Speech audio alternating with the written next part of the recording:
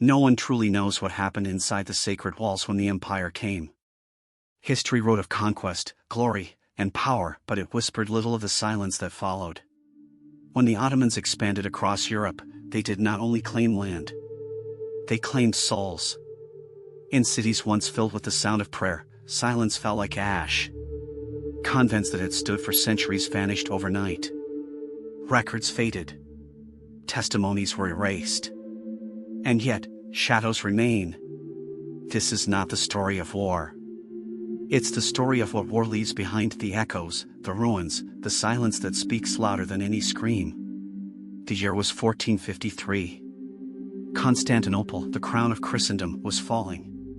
Its walls, once thought unbreakable, shook under the roar of Ottoman cannons. When the city collapsed, the world changed. But in the chaos of fire and steel, something else happened, something history refused to record. Dozens of convents went dark. Their bells stopped ringing. Their doors were sealed, their gardens left to rot, their names wiped from maps. And when survivors tried to tell what they had seen, their words were drowned by centuries of politics, fear, and denial. The conquerors called it destiny. The conquered called it the end of the world. Yet, among the ashes of Constantinople, there were those who refused to bow: Christian women who had taken vows of silence, purity, and devotion. To them, the invasion was not merely a military defeat, it was a spiritual test. Letters smuggled from monasteries spoke of nights filled with smoke and prayers. They described soldiers surrounding convents, demanding surrender. Some opened their gates. Others chose another way, one no army could understand. They locked themselves inside and waited. No one knows what became of them. But in the ruins uncovered centuries later, archaeologists found walls scorched by fire and symbols carved deep into stone. Eyes. Crosses. Latin words of forgiveness. It was as if they knew the world would forget them. So they left messages carved for eternity. Even after the fall, the empire's expansion did not stop. The Balkans, Greece, Armenia, one by one, the strongholds of Christianity crumbled. With each conquest, monasteries disappeared. The Ottoman chroniclers never wrote their names. But in the records of distant travelers, Phoenicians, Hungarians, even Arab scribes, small notes appear. An old monastery burned. A convent found empty. Voices heard at night in the hills. Always vague. Always incomplete. As if the writers themselves feared to put the truth on paper. One legend tells of a monastery near Trebizond. When Ottoman troops arrived, they found the doors open, candles still burning, and not a single person inside. The air smelled of incense and sea wind. Everything was untouched: the scriptures, the relics, the bread.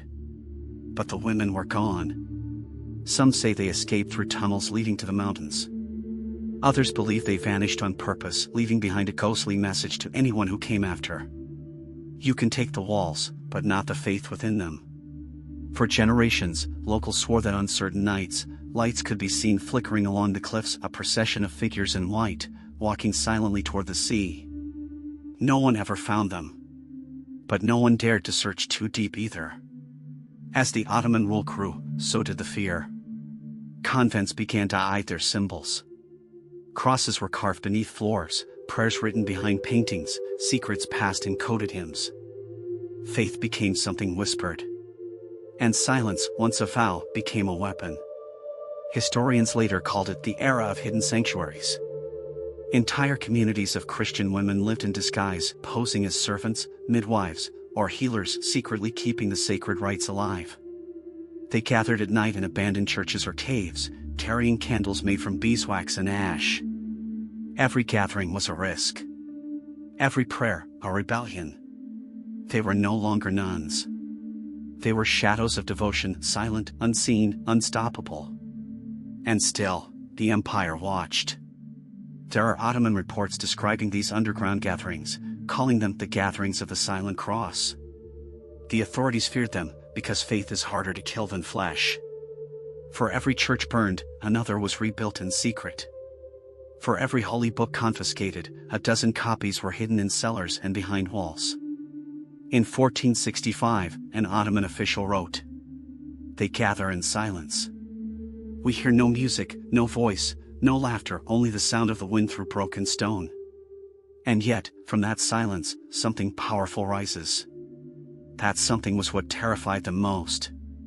Over the following centuries, the empire's reach extended deep into Europe. But wherever it went, traces of the old faith lingered in symbols etched under bridges, in songs that mixed Turkish words with Latin prayers, in villages where women wore black veils long after their culture had forgotten why. Archaeologists still find fragments of these lost convents. Chapel stones marked with both the crescent and the cross, side by side. Scholars debate whether this was submission or defiance. Some say it symbolized peace between faiths. Others say it was the ultimate act of silent resistance, carving the enemy's symbol next to one's own, to hide rebellion in plain sight. Whatever the truth, the message was clear. The nuns had not disappeared. They had simply gone underground. Centuries passed, and the world forgot their names. But in the early 1900s, during restoration works in Anatolia, workers discovered a sealed chamber beneath an old mosque, once a Byzantine church. Inside were fragments of frescoes depicting women in dark robes holding candles. Their faces had been scratched away. Their eyes replaced by stars. No inscriptions. No explanations. Only one phrase carved in Latin near the altar. Mimer silentiae. Remember the silence. The discovery sent waves through the academic world.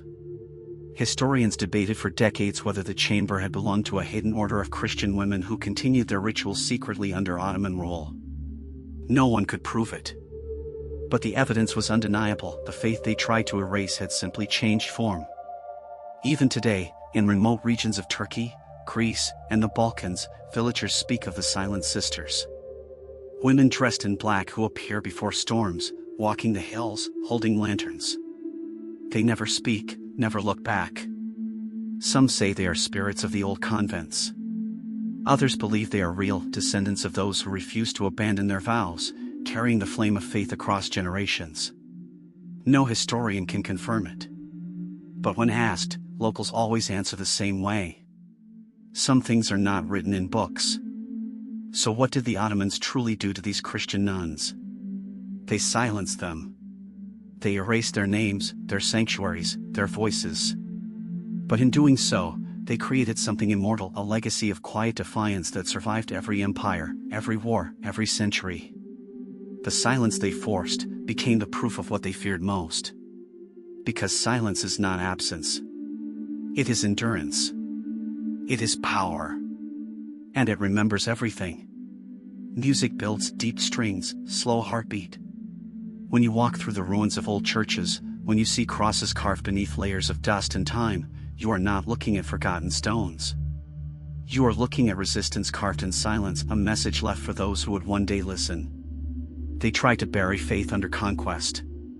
But faith does not rot. And history, no matter how tightly it is bound, always finds a way to whisper the truth. Centuries turned, but the silence remained. The empire grew vast, magnificent, mosques rising like mountains of stone, cities blooming from deserts, trade routes stretching farther than imagination. And yet, beneath all the grandeur, something haunted the Ottoman lands. Whispers. Whispers of old sanctuaries buried under fortresses. Whispers of hidden tunnels leading to forgotten crypts.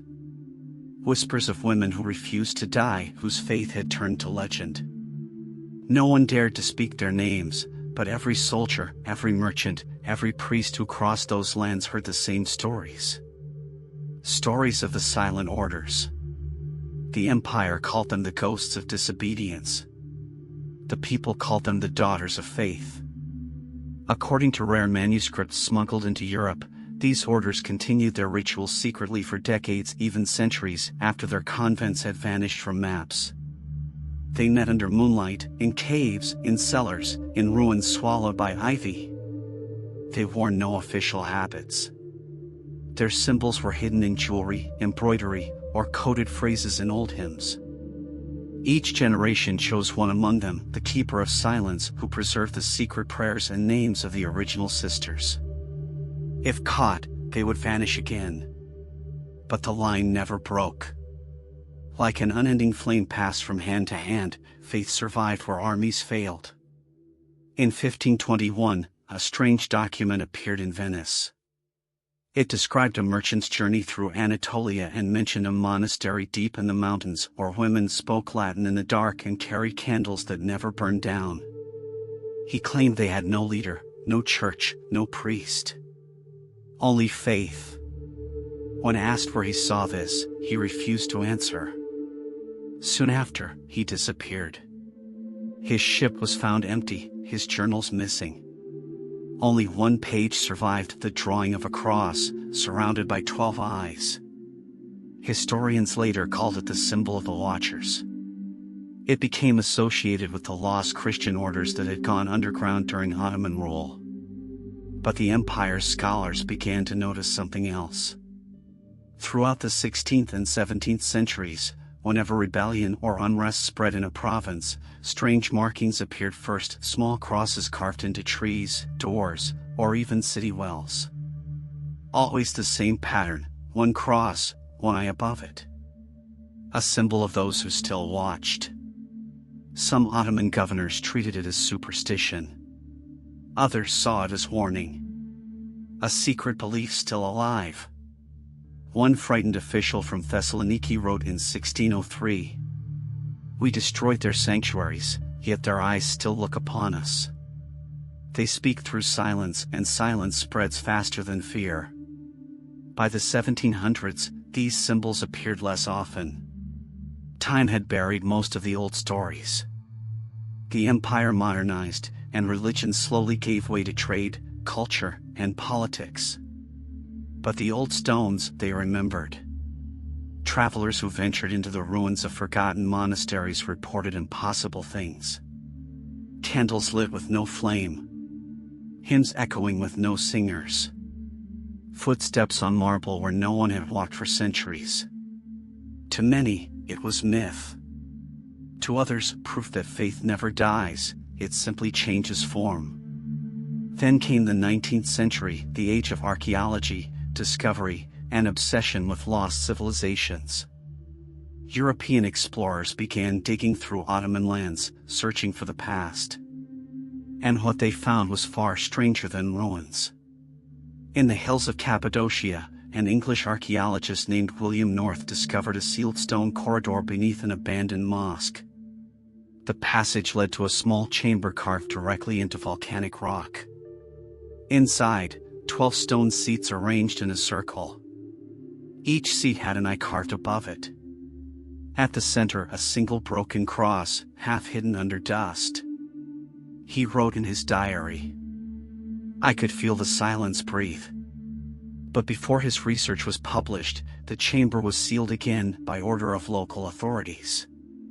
When North returned months later, the entrance was gone. He wrote one final note. "They don't want it remembered." That was the last record of his life. He died mysteriously on his return to London. After that, dozens of similar discoveries surfaced: small underground rooms, broken altars, mosaics of veiled women holding candles. But each time the news reached officials, the sites were closed, covered, or destroyed. It was as if the empire itself, or something older, wanted those secrets buried forever. Still, the pattern was clear. The farther scholars searched, the more signs they found of a hidden spiritual resistance that had lasted for generations. The silent orders had become more than a legend. They were history erased on purpose. Even now, centuries later, researchers stumble upon fragments. Tiny crosses carved on the backs of Ottoman coins. Latin phrases hidden beneath Arabic calligraphy. Old folk songs that merge both Christian and Islamic imagery, as if both faiths had intertwined in the dark, forming something entirely new. A secret religion? A hidden alliance? Or just the echo of two worlds forever bound by conquest and silence? No one knows for sure. But one thing is certain: wherever faith is suppressed, silence becomes its weapon. And in the Ottoman world, silence had taken the form of those forgotten sisters. In recent decades, satellite imaging has revealed more underground structures beneath modern cities, patterns too symmetrical to be natural. Historians believe some may be the last remnants of those early convents, sealed for centuries beneath layers of civilization. One of them lies under modern Istanbul, directly beneath a busy street. Hidden from sight, untouched by time. Locals say that sometimes, during power outages, you can hear faint echoes rising from below, as if bells long buried were still ringing. No one knows where the sound comes from. No one dares to find out.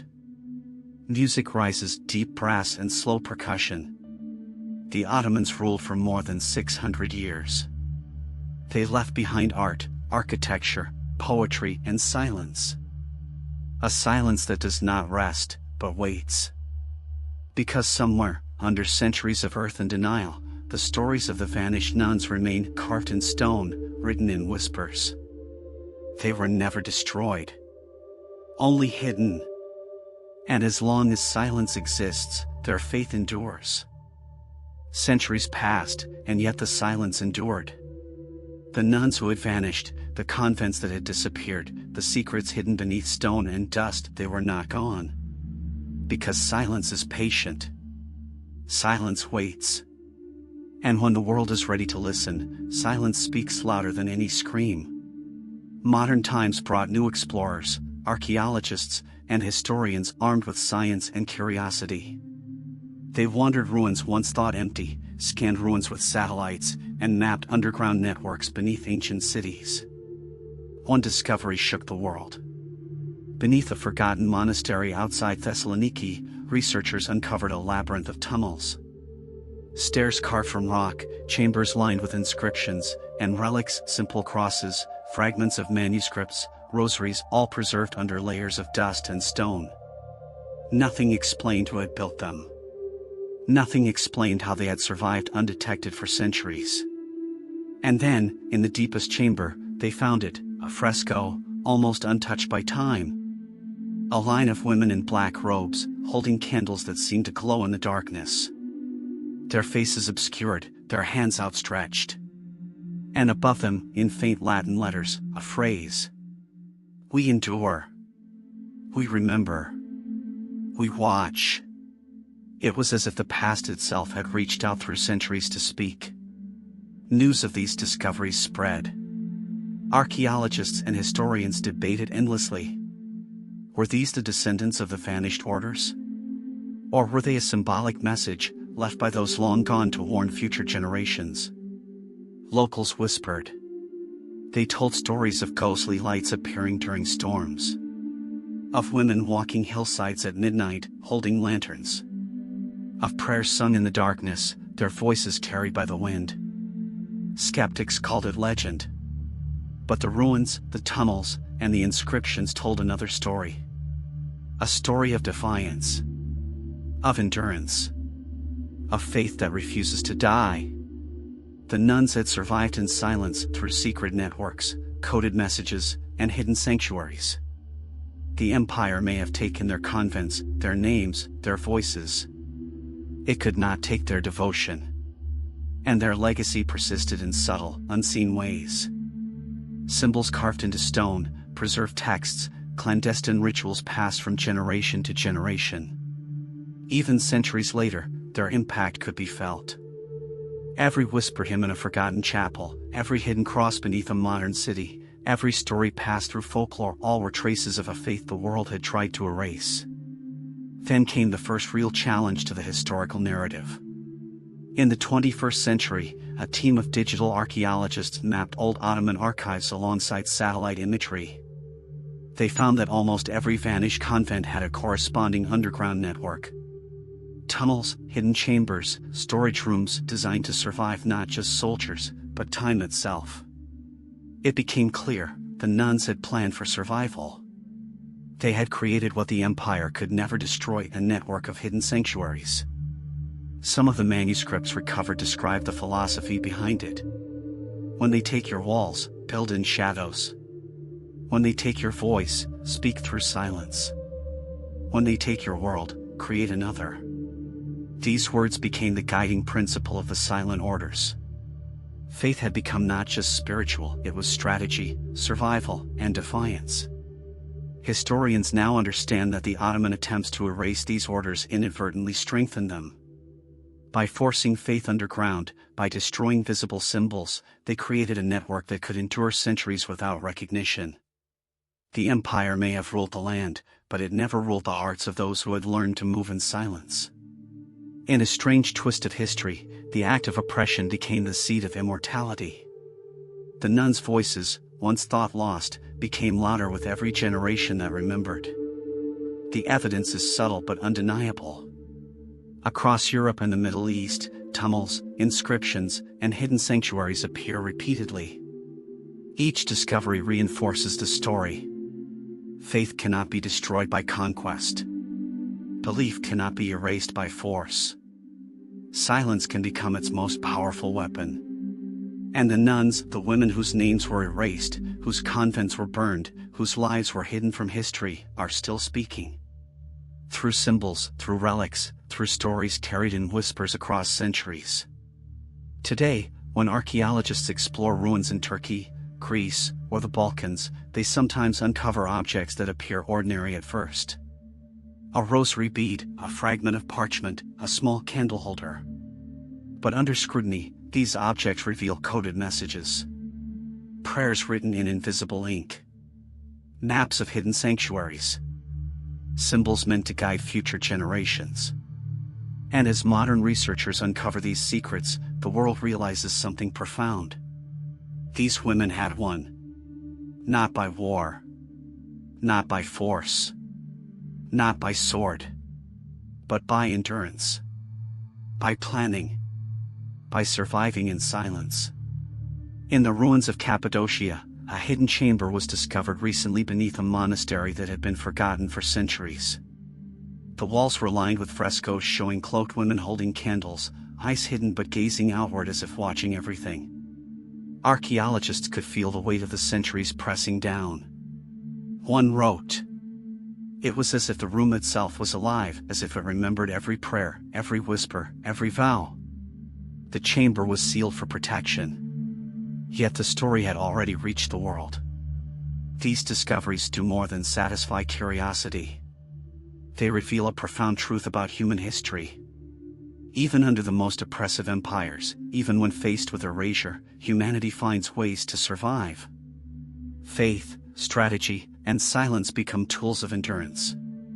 The vanished nuns are proof that even in darkness, there is light, and even in silence, there is power. The silent orders are no longer just a historical footnote. They are a testament to the resilience of the human spirit.